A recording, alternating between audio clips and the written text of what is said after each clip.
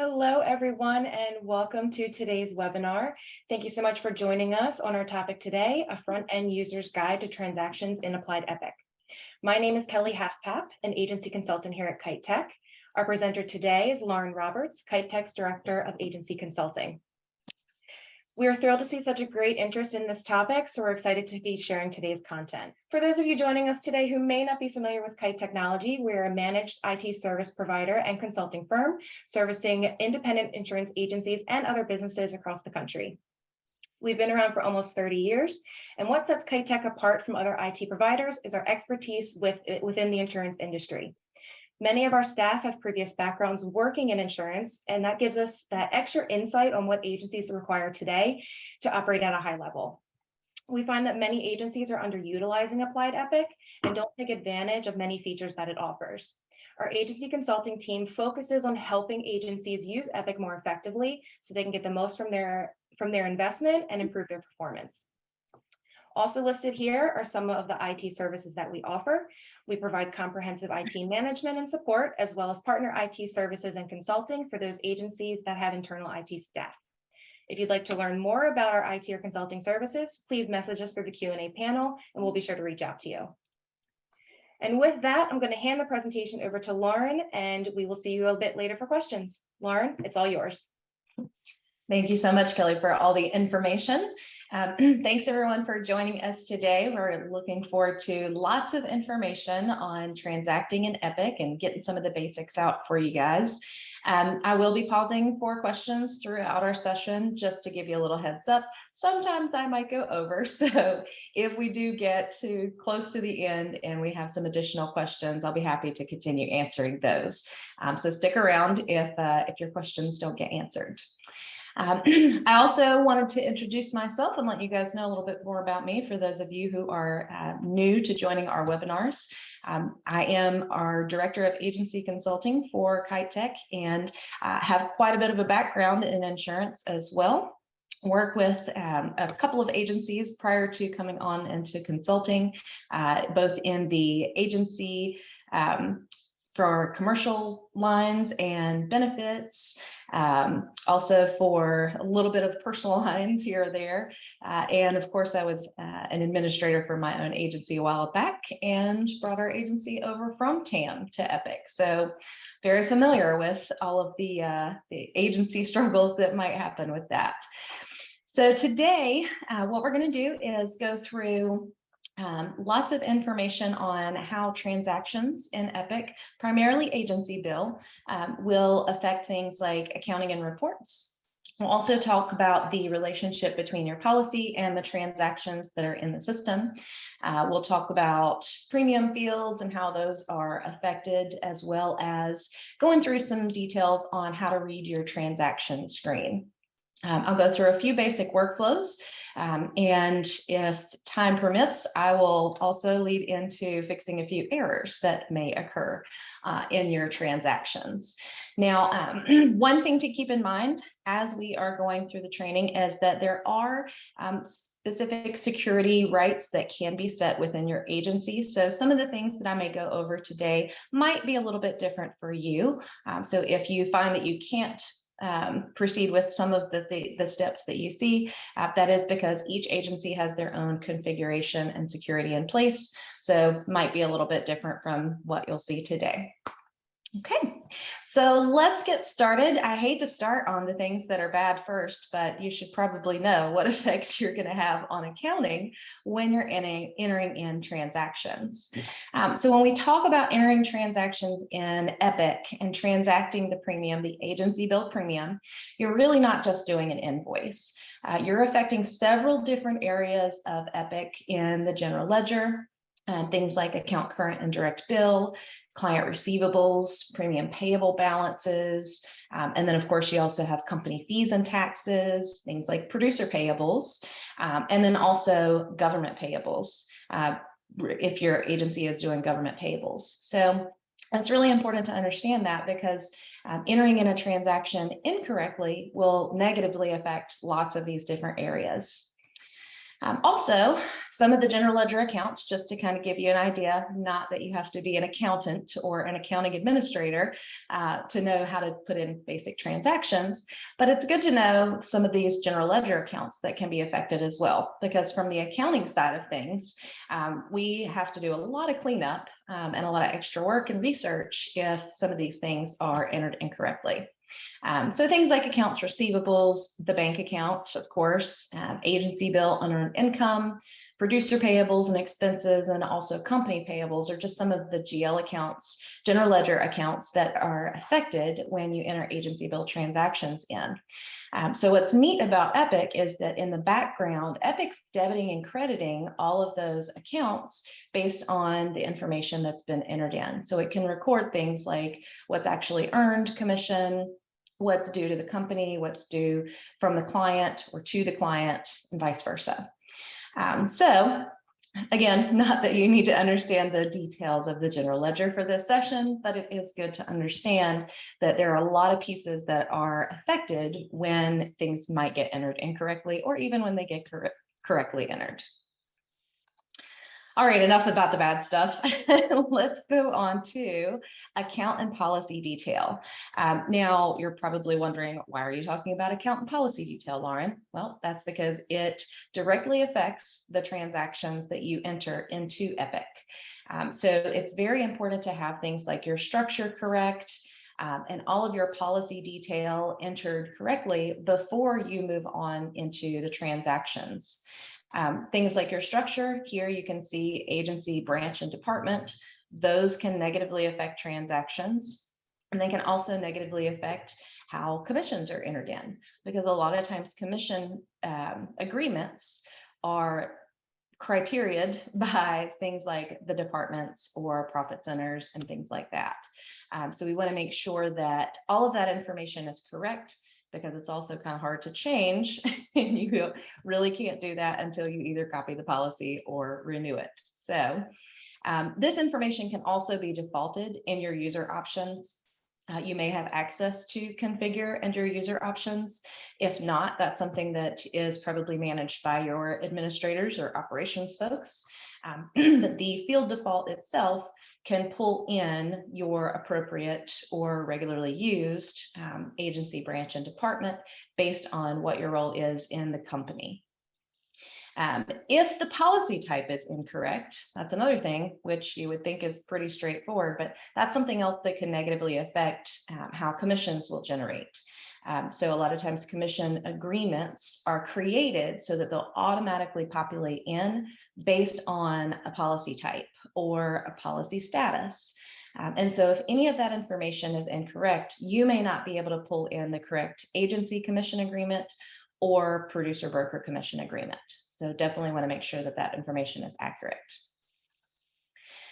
Some of the other pieces that you want to have done before you get in your agency bill transaction is going to be addressing your agency commission percentage. So typically, I say typically because there are odd situations occasionally.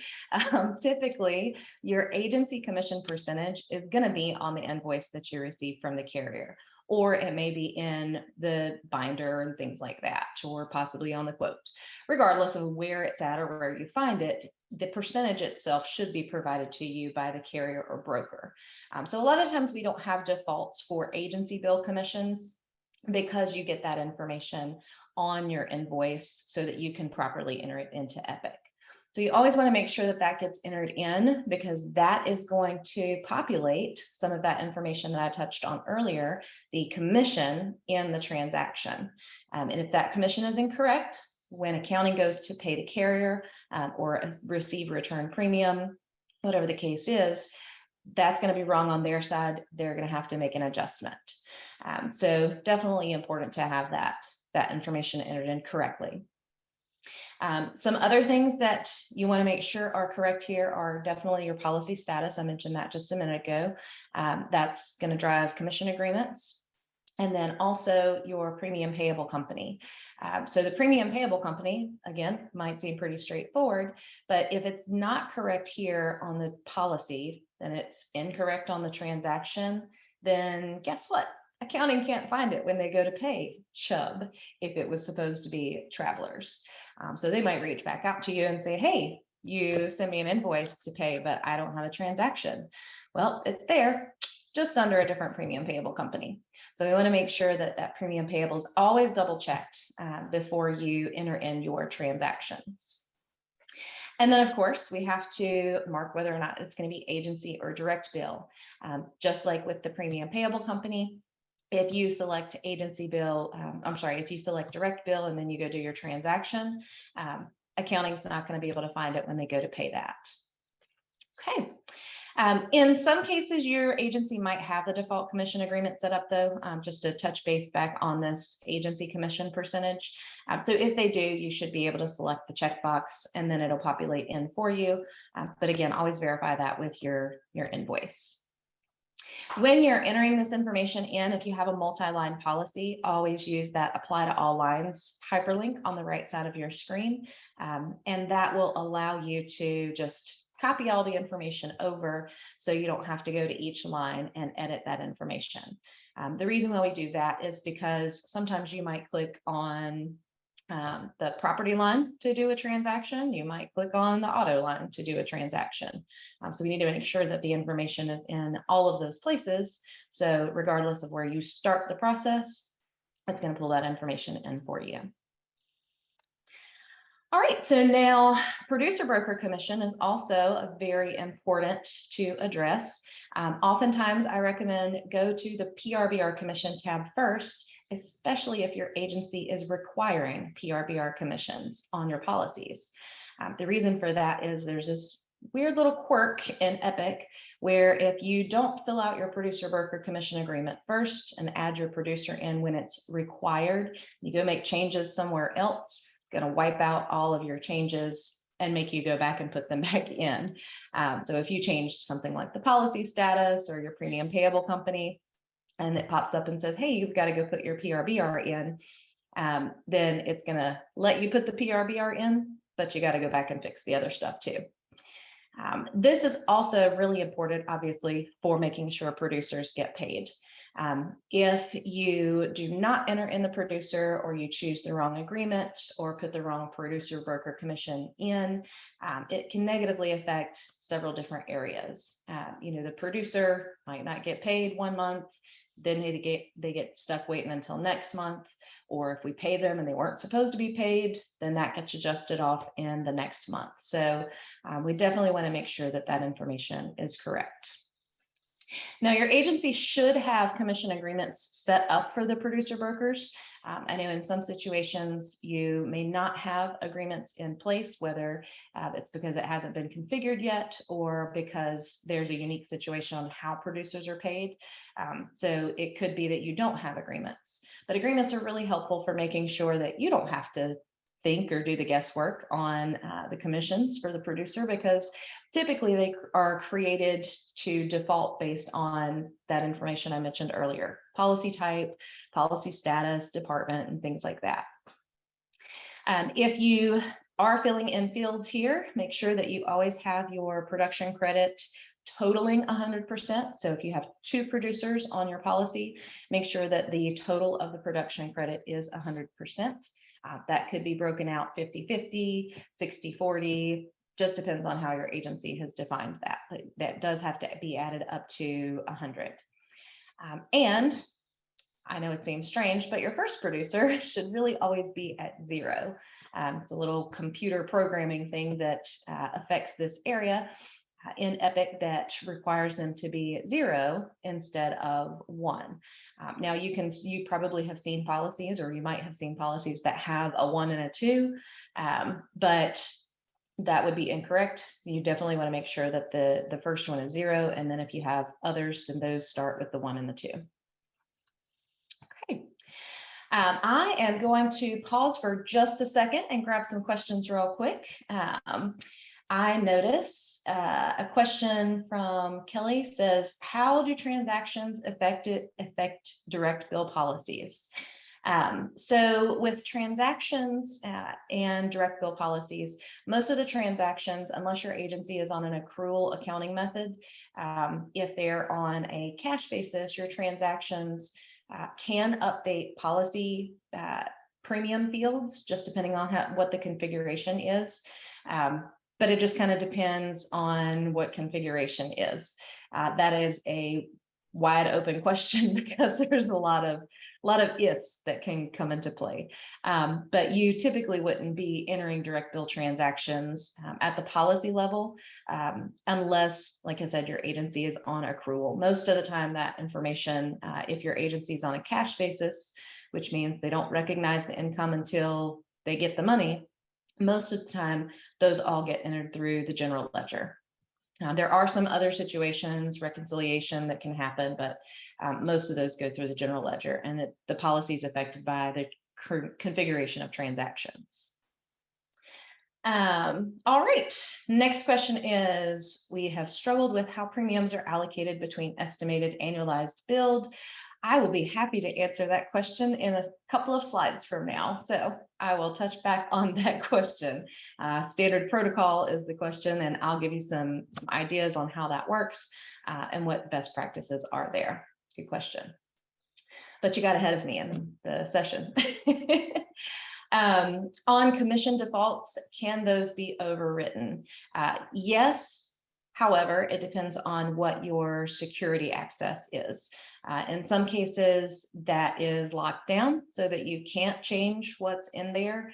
But if it's not locked down, yeah, you should be able to modify that information. And you would just uncheck the box. If you're talking about agency commission, you would just uncheck the box and fill in what the percentage actually is. All right, if account has different commission percentage per each line of the policy. So basically, if the percentage of commission is different for each line, why would we click on apply to all lines? If you do have that scenario, definitely make sure that you get the correct percentage at each line level. Kind of depends on what your billing scenario is. If you have to break that out, some agencies will choose to just do a flat fee commission in the transaction. Because sometimes Epic will calculate that information, but it's not quite the same as what's showing up on an invoice from a broker or a carrier. So yeah, if you do truly have a breakout by line, and that's going to be needed for the transaction, you absolutely want to make sure that those are different and accurate. But in the simplest case, then you can apply to all lines. Good question. All right. The next question is, do you know why you cannot bill on the policy line of package and that you have to choose a line or bill a line to bill, or else it messes with accounting as they don't view package as a policy type? Fantastic question. That is all Epic configuration, not something that you have a choice about, unfortunately. Anytime you have a package header, that's all it is. It's just a header. It doesn't truly hold any policy data. So that is why you need to always transact on the line below, because the line is what actually holds the information for those for what is needed in the transaction. So if you notice, when you look in Epic at the policy screen, you have policy level and then you have line level. So the line is what actually has the data fields that are needed to transact. Things like the premium payable company, your line percentage of commission, your PRBR is stored there. So it's all about location. And the package header itself doesn't actually have all of that information in it. So that's why. Let's see. Notice that my screen did not show a box to check that says use commission agreement for premium for producers, maybe. Oh, let me look at that screenshot. This is an old screenshot. My apologies. No, that's not a setup. There was an update after this screenshot was grabbed. So yes, we do on the PRBR tab. Let me go back over to Epic. We do have the same configuration here. So where it says use commission agreement, yes, got that one in there. Question about why is first producer always zero? I think we covered that on the, it's just the way Epic is set up. There's not a why behind that. If I could find a developer, I would ask them, honestly, because it is confusing. So there we go. All right, we're going to go ahead and move on into some of our next slides. So let's drop back over here. I mentioned some of these things already, kind of got ahead of myself, but what happens when your fields are incorrect and you do transact incorrectly? Like I said, producer commissions can be off. Adjustments have to be made. Producers suffer adjustments. Accounting suffers adjustments. Accounting will probably yell at you. So you want to make sure that we're not creating additional work for others in the agency. So we try to really make sure that we get those transactions incorrectly the first time, because there are a lot of repercussions that can occur over on the general ledger and accounting side, and for reports and all kinds of stuff that you affect there. Okay, now my next slide goes into one of the other questions. How do transactions affect premium fields? That is just a Pandora's box of a question. So I will do my best. So there are 3 different main fields in your premium and commission fields, and it's important to understand how the transactions affect those fields, how you can affect those fields, and what are some other things that can affect those fields. So transaction code setup and configuration is one. For example, if I transact a renewal in my demo database that I have, the configuration is set to replace the annualized premium as a term total. So what that's doing is every time I do a renewal transaction, it replaces my annualized premium and commission. If I do an endorsement, because of my configuration, it's just adding to that annualized premium. So annualized is really driven by your transaction. That's primarily what that's driven by.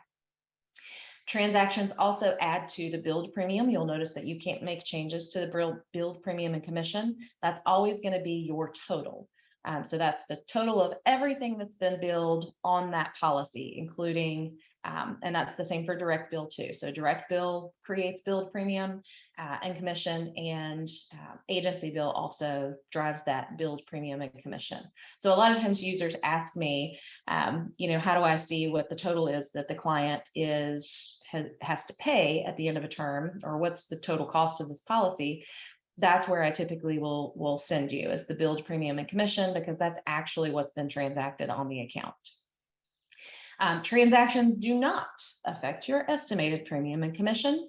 So it's important that you make sure that this information stays up to date. Now, a couple of different things can occur. Policy download can be configured to update your estimated premium. It only updates the estimated premium, though. You still have to update your commission. I'll show you some other tips on that as well. So in your estimated field, you have the ability to have that updated by download.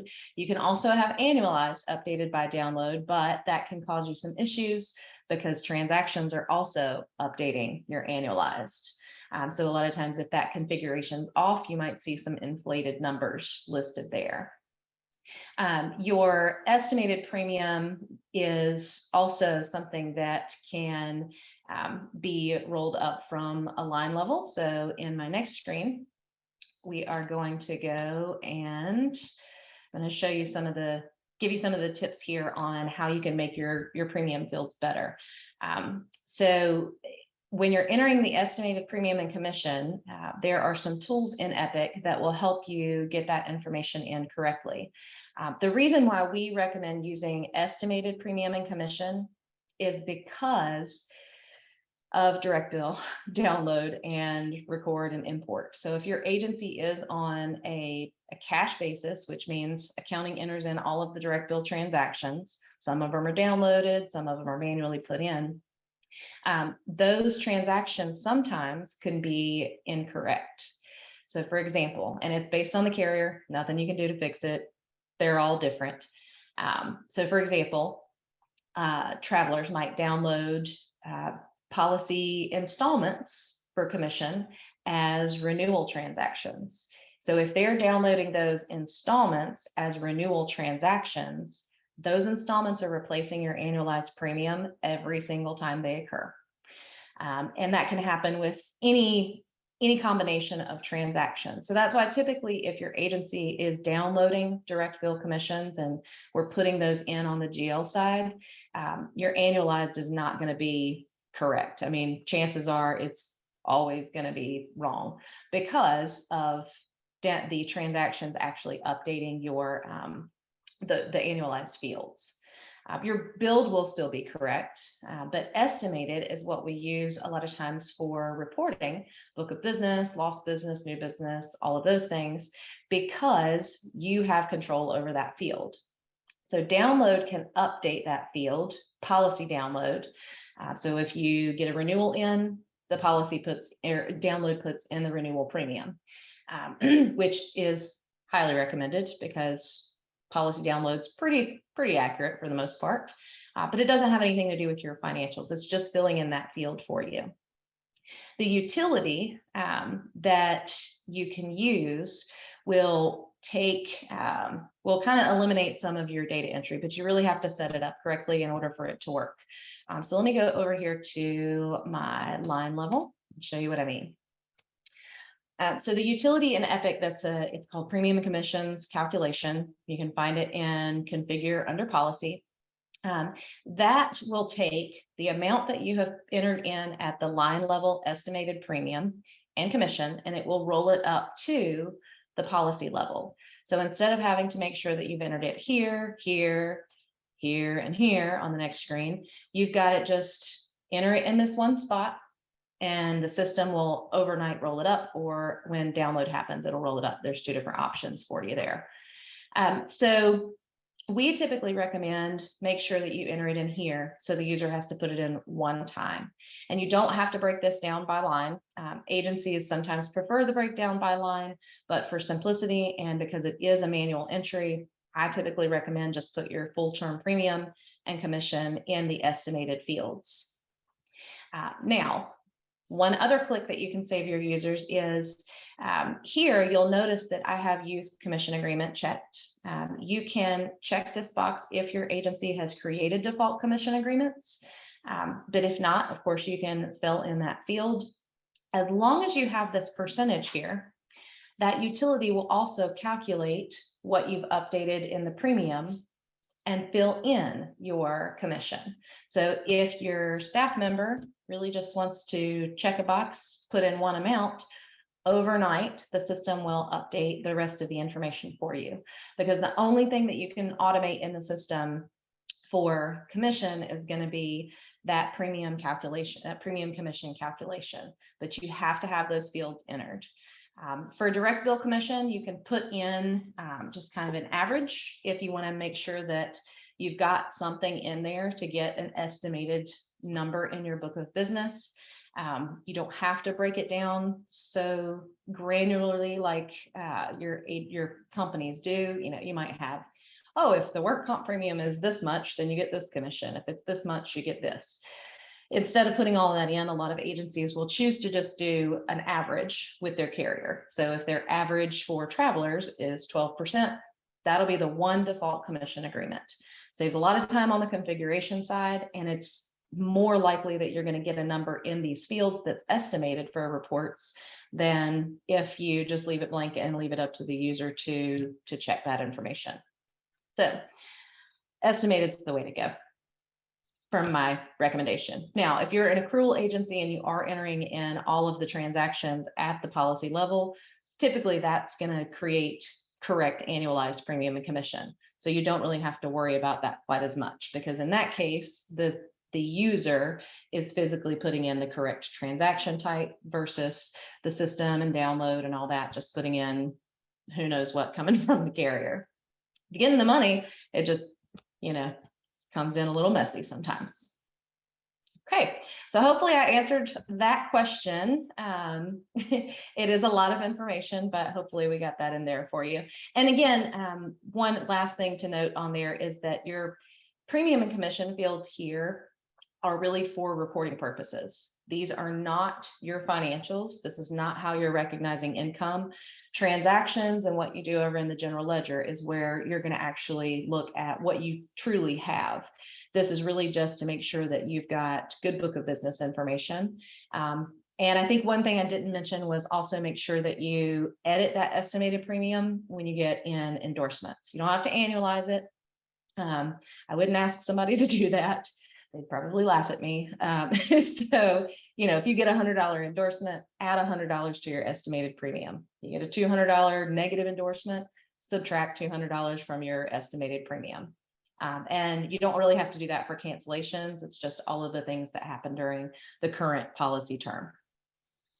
Okay, very good. So next, I am going to go over some details of the transaction screen and how to properly read your transaction screens, and also how to set your transaction screens up correctly.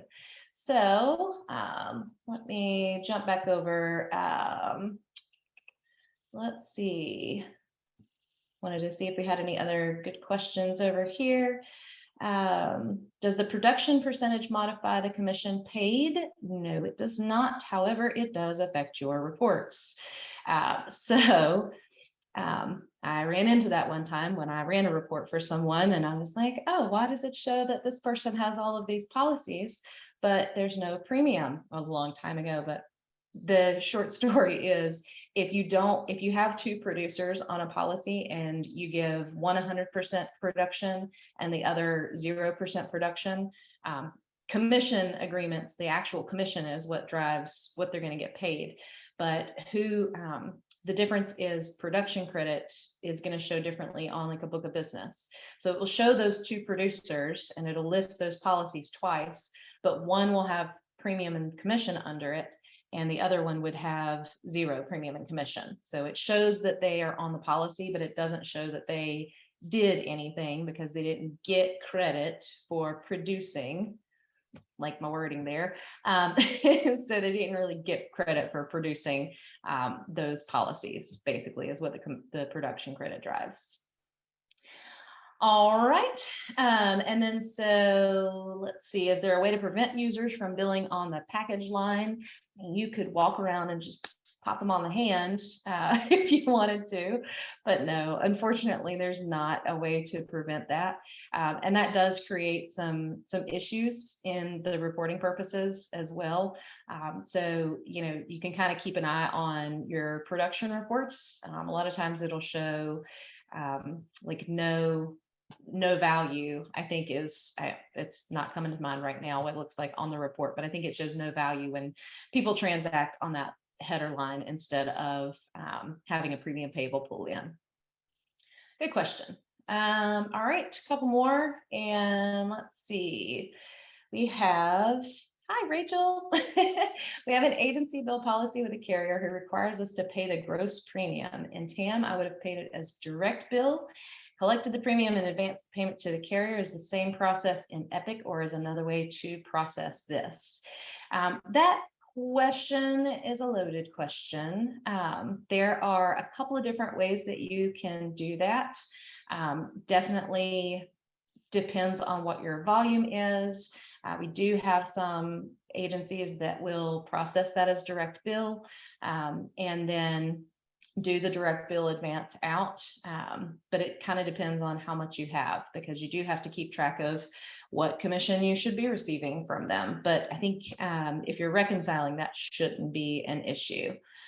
So we definitely would need to dig into that one a little bit more because you've got some options. How are surplus lines, fees, and taxes and other non-premium amounts reflected in premium categories? Lovely question. It's all up to you.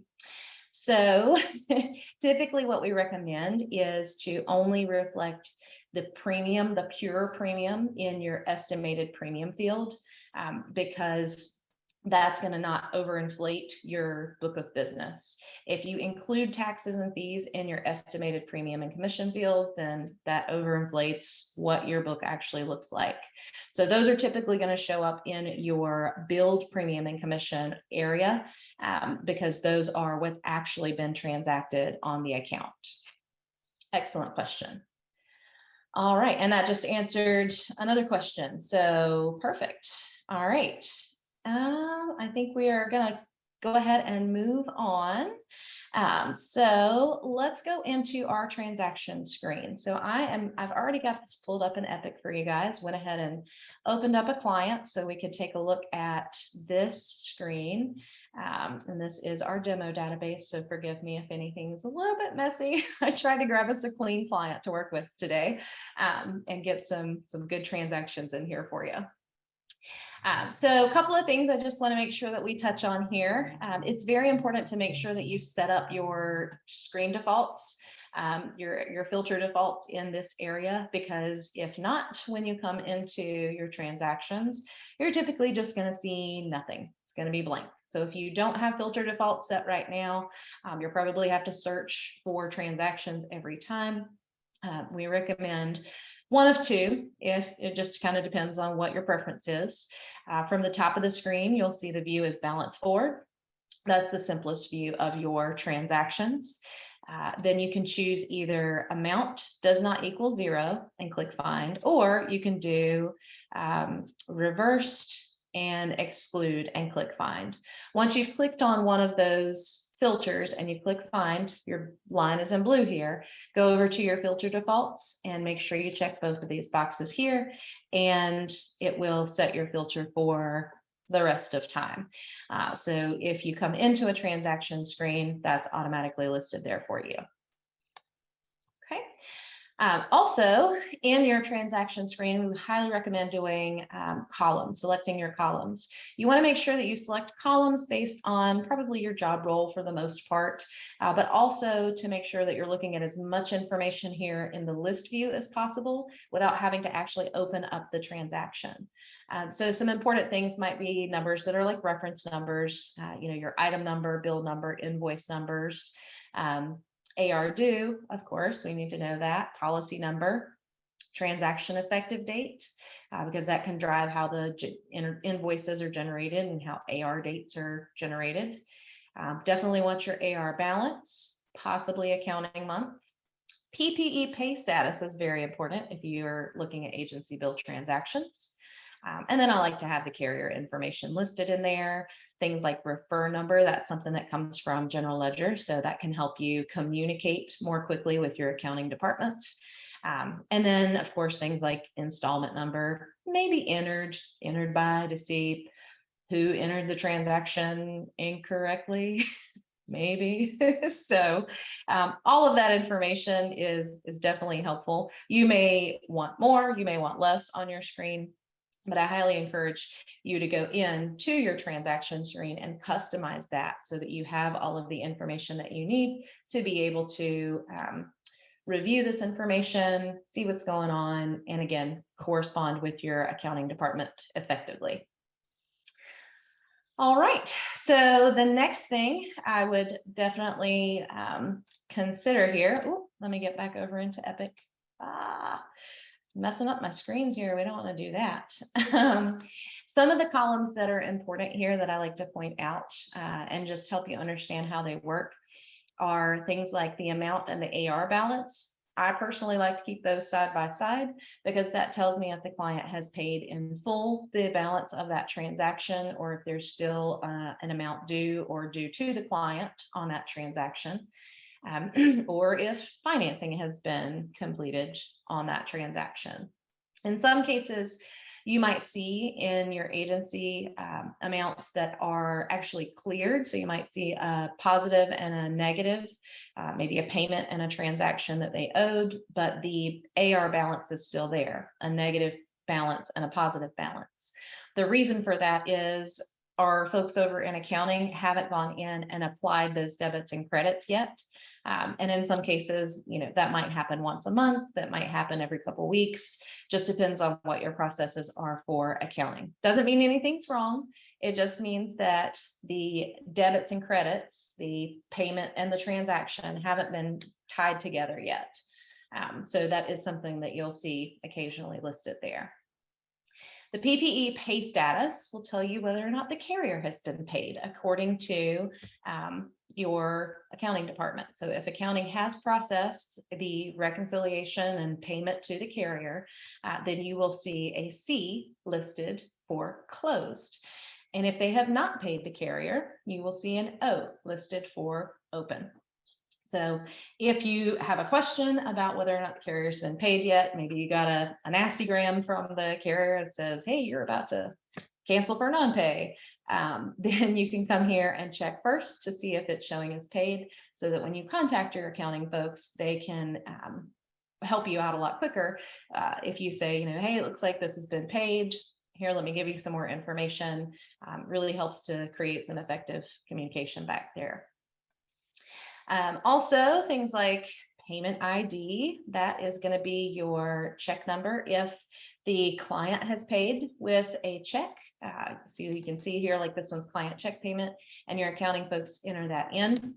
You'll see check numbers, and the refer number is actually something that is on the GL side.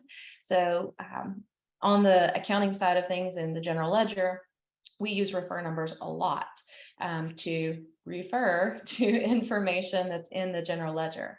So if you called me and you said, hey, Lauren, I think the client, made this payment on September 22nd. Here's their check number. Here's the refer number for this check. They can quickly open up the receipt to see when that was deposited, has it cleared. They can look at the check, go to the bank, find out all of the information that they need to know. So it's helpful to see that information. And then I like to have the entered by information at the end because you can see where, maybe somebody was helping you out for a week and they put some transactions in, or maybe you have just a certain team of people entering transactions in your agency. A lot of times this is nice to have just for reference. Okay. Other things in this screen, you'll notice that if you have a transaction highlighted, you've got lots of information down at the bottom to refer to as well. Things like that refer number, transaction detail, accounting month, some of the information that's actually listed up at the top. And if you open up your transaction, you can see even further detail. So on the transaction screen, you're going to see, and I just double clicked on that transaction to open it. Sorry if you missed that. You can't really see if I'm double clicking. But on the transaction screen, you'll have just the basic detail, when was it showing that it was due? How did the invoice go out? I always recommend mail here as your selection, so you can review invoices before they go to the carrier, or sorry, to the client. You can see also your receivables. Have we received payment? When was the payment received? What payment was actually applied to this? Agency commission, if you have access to that, it'll show you whether or not the commission has been accrued, and then also producer commission, so you can review that information.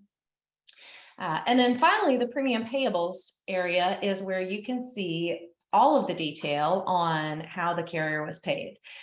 Down here in the bottom of the screen, if you see a line that says reconciled, or a line in the section that says reconciled, this means that this transaction has been paid to the carrier. You will have, again, GL refer number, the amount of the payment, the amount of the transaction, and then the total GL amount is what was actually paid to the carrier or broker. And that's helpful to know because sometimes the accounting side will pay multiple transactions or multiple invoices on their side. So it could be that your one transaction was $10,000, but $25,000 went to the carrier or broker. So great information to kind of dig in a little bit deeper here. Again, so that you can share that information and refer to it if needed with your accounting department. Now, I did leave some differences here on transactions. So you'll notice that as far as the AR balance is concerned, you can see here that these are my items that have not been paid yet by the client. You've got your client check payment here, so that obviously zeroed out these items. But if you really wanted to know how all of the items were applied, you can go into this wonderful, much more detailed screen called Open Item. Now, I don't recommend that this is your everyday screen or view, but if you were curious or needed to get some questions answered for yourself on how payments were applied, you can come into the Open Item view. And this is going to give you a view of how all of the debits and credits were applied. So I can see here that this payment was specifically applied to item number 844, 845, and 846. So if you're questioning maybe a payment applied to next month's installment, and it should have been on this one, things like that, you can always come here and see how that information is listed. And so back over in Balance Forward, where it's much more comfortable and simple, this is the view that we would want to see. I also want to point out that at the bottom of the screen, you have account balance. Now, occasionally clients will want to know what their balance is on a specific policy. You'll notice that information is not listed down here. So if you go back into your policies screen and you actually open a policy up, you will see, once Epic catches up with me, down at the bottom of the screen, that there is an account balance, but this is actually the policy balance as well. So if you need a breakdown, you do have to open up each one of those, but it will show you that information without you having to go through transactions and figure out who owes what for what policies. Okay, so let's move on. Oh, and one more transaction, my apologies. I wanted to also show you the difference in the direct bill transaction because it's much, much simpler. Really, the direct bill transaction is just recording commission and premium. So you'll see detail. It's got the amount of your transaction, what's the agency commission, and what's the producer commission. That's all your direct bill is going to show. There's no receivables that are applied, which is the balance that's due to or from the client. It's just going to be the commissions and the premium there. Okay. All right. I believe I got everything out of this list for you. I typically move a little bit further in my presentation and don't change the slide, so my apologies. All right, so moving on, I am going to touch on a couple of questions real quick because we still have quite a bit to get through. Let's take a look and see what we've got. What's the downfall if you don't put premium in the line level but only put in the policy level? Is there a problem not having it in both? To a certain extent, yes, depending on how you run your reports. So putting it in at the line level saves time and saves entry because you can have that automation where the commission percentage calculates and fills in the commission field. So it eliminates some of the data entry for staff, but putting it in the policy field, if you manually update that each time, that's perfectly fine as well. And just keep in mind that when you're running a policy level report, you're going to get, in Epic, you're going to get a policy level premium. But if you ran a line level report, you would not get any line level premium. So that's really where the repercussion is from a reporting side, and as well as the efficiency aspect of getting that set up. I think I actually saw a question about how to set that up also. So yes, I will show you real quick, configure how to set up the estimated premium line to show in other areas. Absolutely. Let me jump over into configure real quick. So you'll want to come into configure and your policy, and it's called commission premium calculations. You have two options. You can either auto run it after download. So every time you do a download, it automatically populates those for you and runs the calculation, or you can set it to run at the same time every day. So you know exactly when that calculation happened, not just kind of all willy-nilly all over the place. So Sorry, that one was a little further down, but I wanted to make sure that you got that information. Okay, also, if you are not requiring PRBRs right now, producer brokers, then you can also configure that. My apologies, let's switch back over in your system settings and commissionable broker producer requirement. Check the box, and that will require a producer on all. One last thing, I think I have this in my presentation somewhere, but I don't think I mentioned it, is producer broker commission agreements. So in some cases, if you have multiple agreements that would be valid for a policy renewal, Epic doesn't know which one to pick from if the criteria is kind of the same or similar. So you want to make sure that if you do have producer splits, you come into this system setting and select use the prior terms commission agreement if valid at renewal. So what that does is that'll keep that split commission agreement there, and it won't change or go try to figure out what it should be at the next renewal. Okay.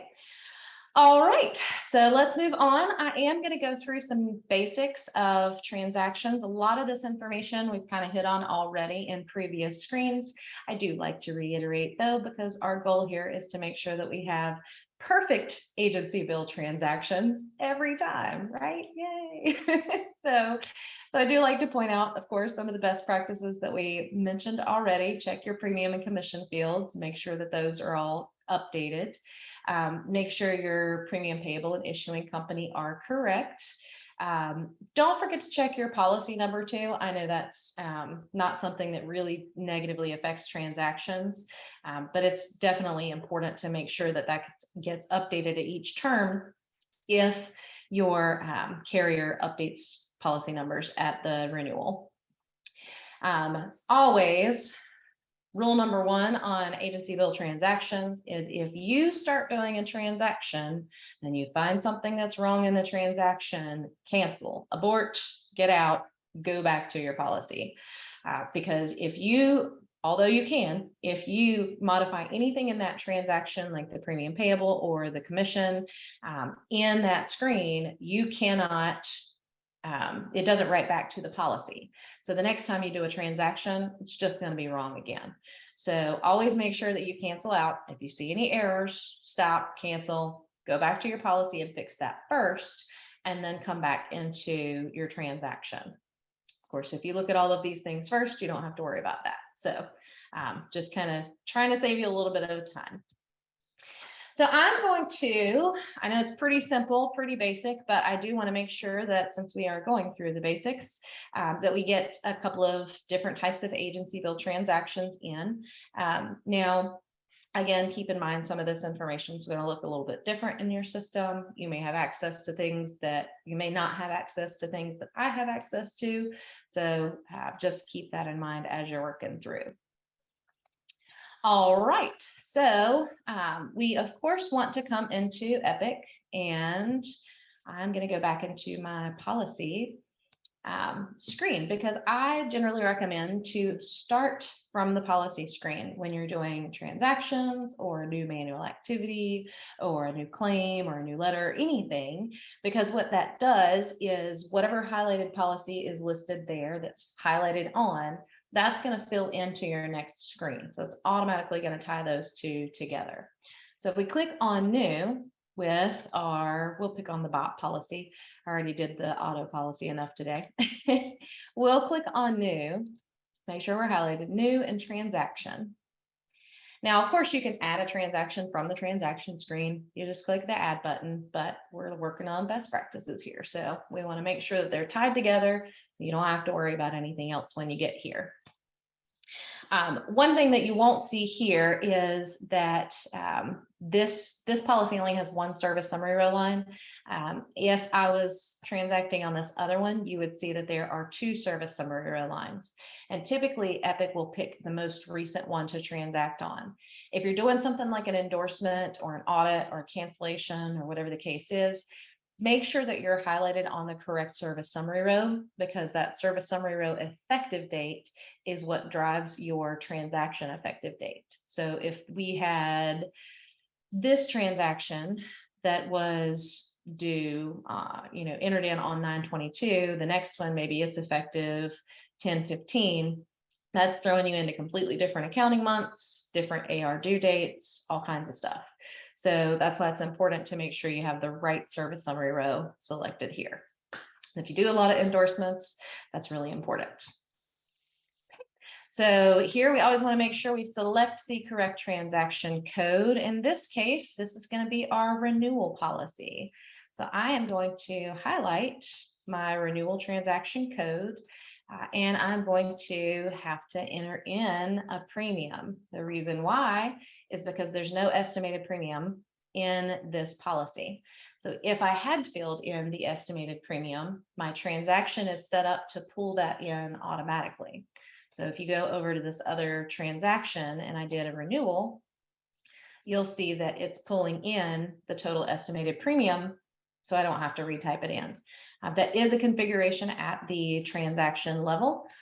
So it is something that would have to be done by admin, but it's just a checkbox in the transaction code configuration that says estimated premium. Actually, I'll show you real quick.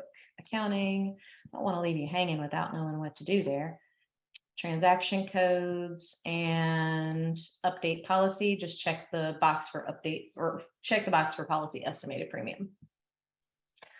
All right, so let's go through our renewal transaction. Notice I just typed that in because I have my codes memorized. So if I just type REN and click tab, it'll pull that in for me. I am going to put in an amount here since it didn't pull in, and I'm going to click on continue. Now, if you were doing an installment schedule, then you would want to select this on the right-hand side before you fill in any of this information, because it's just going to wipe it out. Installment is another option here. We probably won't get to that one today, considering the time, but you would want to click on the installment and select your installment type and to go through that process. But we're sticking to the basics today. So REN, tab over, and it's going to fill in, and let's put our amount. And then we're going to click on continue. Now in this next screen, it's very, very important to note that if you have taxes and fees that need to go on this policy and the broker is responsible for those taxes and fees, you are not going to click generate tax fee at the bottom of the screen. You are going to click the add button at the top of the screen. I believe there's actually a security feature in the security groups where you can not allow the generate tax fee. So if you don't pay government payables at all, or if your agency doesn't do government payables, you can actually lock that down so nobody can click the button. So for today, I'll show you how to do it the right way on just broker paid items. We don't have any generate taxes and fees set up in our system either. So can't show you that one, but it basically creates those for you. Those are pre-configured in your system, typically when you go live on Epic. So it would generate what the tax fee is and reflect that that's due to the government entity. So accounting can work through that, it can do the reconciliations and all that good stuff.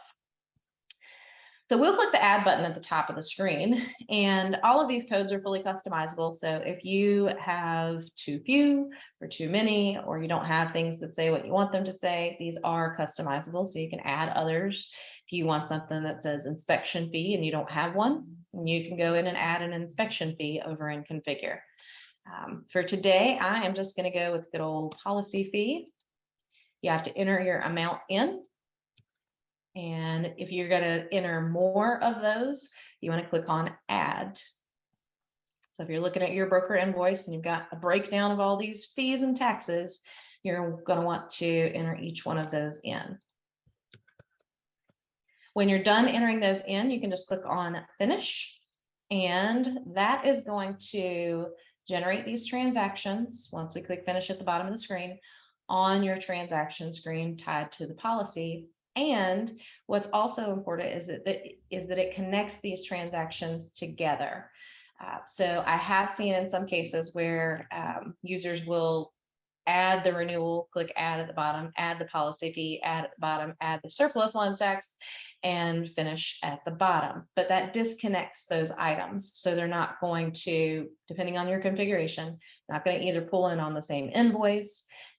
If you go to reverse, now you have to reverse each one of them individually. They're not connected together. So there's a lot of things that can break if you don't follow this process, click the add button instead of adding those at the bottom of the screen, because add at the bottom starts a whole new transaction.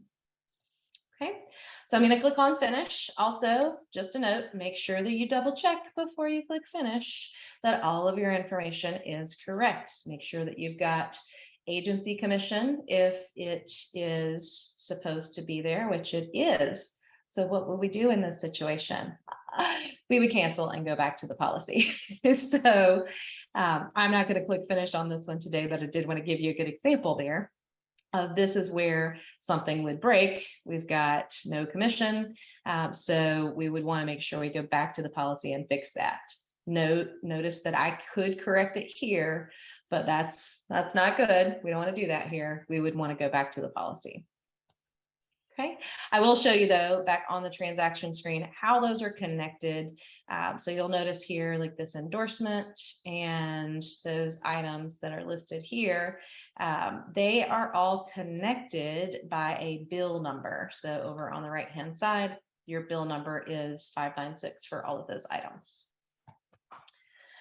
All right, so now that's our basic agency bill transaction. I do want to point out just for, and I did not get through some of the more complex transactions today. We'll probably have to have an additional session for that. So be on the lookout for your emails. Here though, if you are going to finance, that is something else that I run into that users have a lot of questions about. So financing in the transaction screen, you'll notice that there is an actions finance transaction. In the transactions, come on, close out. Let's discard my changes. All right, actions. And Epic is not wanting to do what I need it to do. So let me close out. Pardon the technical difficulties. Let's go back into our client. AMT construction. It only does that because I'm doing a webinar. That's why.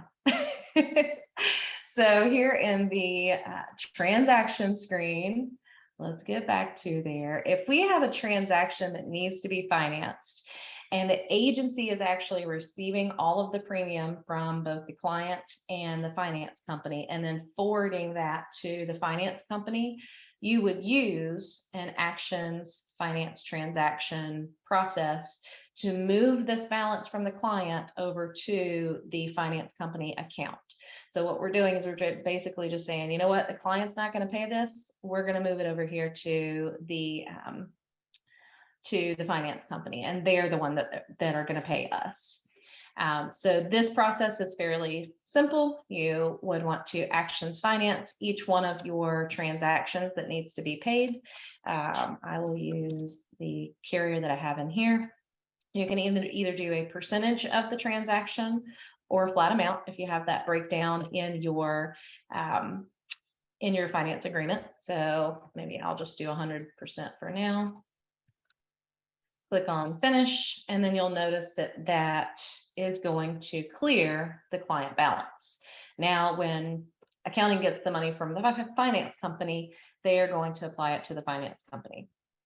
However, if your agency is not receiving those funds, you would have to add a transaction to clear the client's balance.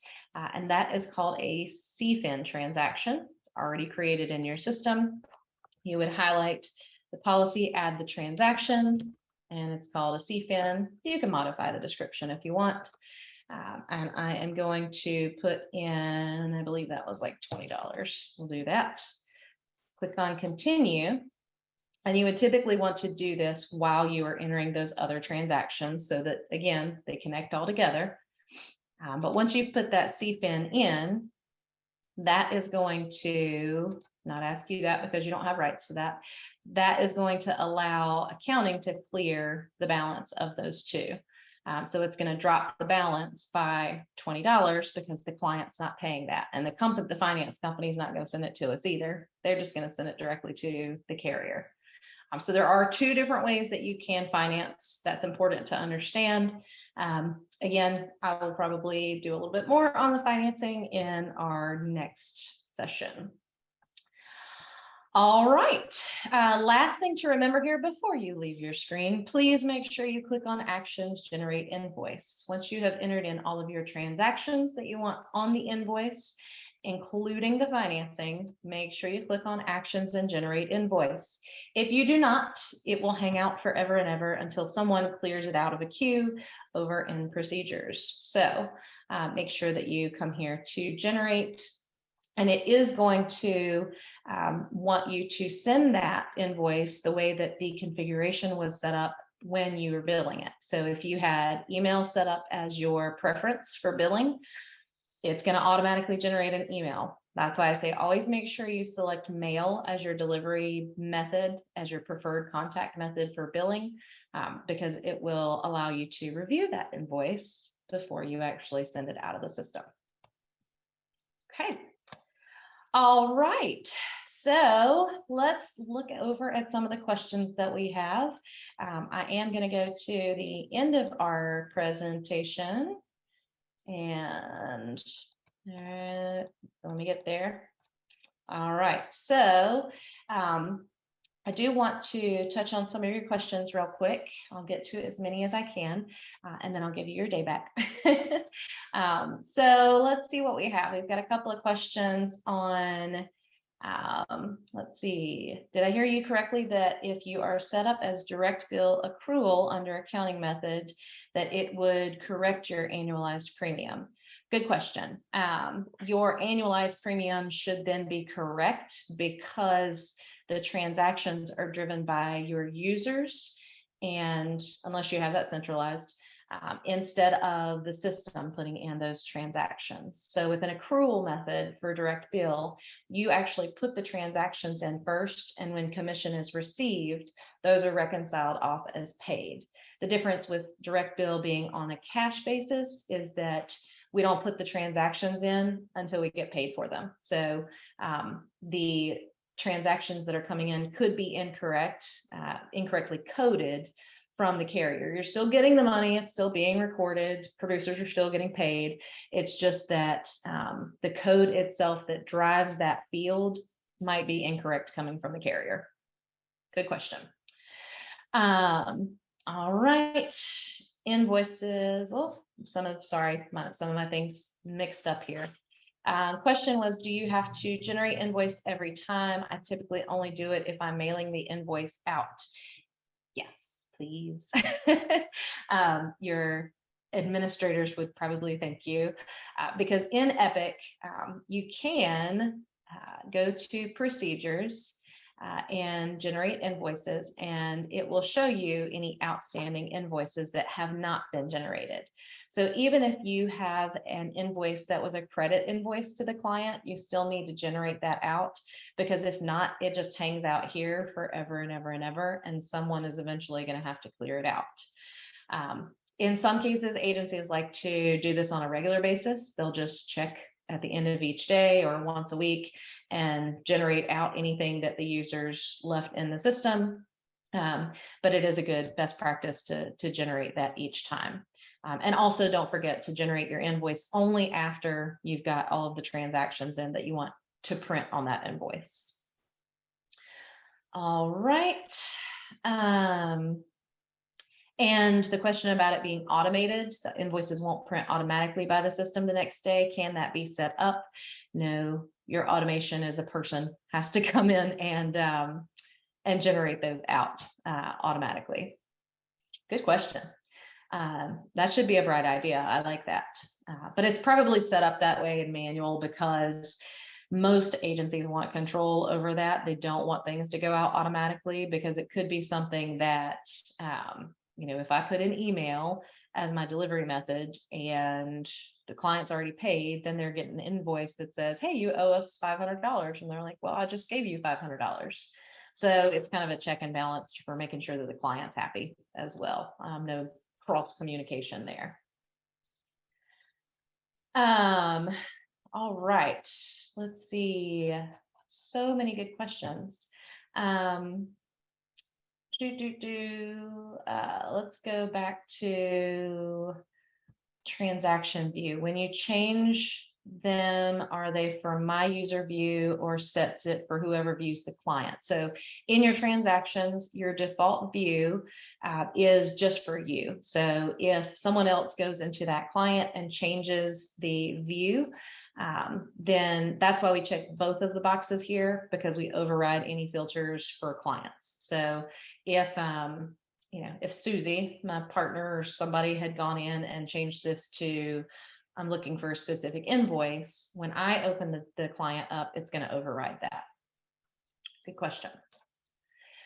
All right, let's see. How is the policy annualized column updated? I think we touched on that. That's all driven by transactions, could be driven by policy download. Try to make sure you don't have any overlap there, because then you can get some inflation. All right, let's see. What are the impacts of adjusting the commission percentage when doing the agency bill payable and not going back to the policy to make the change? Good question. It's still going to be wrong next time.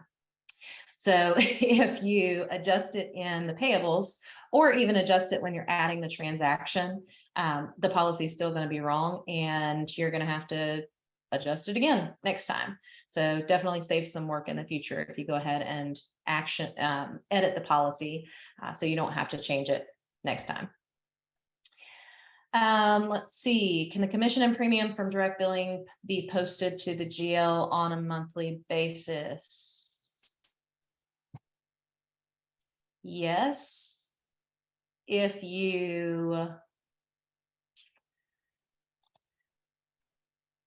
post it on a monthly basis. That's a good question. Depends on your accounting methods, and depends on when you're actually entering information into the system. So that's really driven by you, the user, because you have journal entries that run overnight every single day. So they're always moving, information over to income. Depends on how you're depositing your direct bill income, or direct bill commissions. So that's a loaded question for sure. Sounds like we need to have a round table for accounting. I don't want to keep everybody too late after. So I will go ahead and hand this back over to Kelly. Thank you guys for hanging out with me a little bit longer. If you've ever attended one of my webinars, I always go over, so you should have been expecting it. Thanks everyone for joining, and Kelly, take it away, and let's let everybody head home. Unless they're already at home working, there's that. Right. Thank you so much, Lauren, for a great presentation. And thank you to everyone who joined us today and submitted questions. We hope that today's presentation has provided a good insight on understanding transactions and how they affect the different areas in Applied Epic. If you would like to learn more about KiteTech's IT and consulting services, please feel free to reach out using any of the ways listed up here. As we mentioned earlier, we'll be sharing the recording with you in just a few days. And just a friendly reminder to please take a minute to complete our survey. We would really appreciate your feedback. And again, you'll be entered to win an Epic assessment from one of us on our team. Thank you again for attending this presentation with us today. We hope you have a great rest of your day.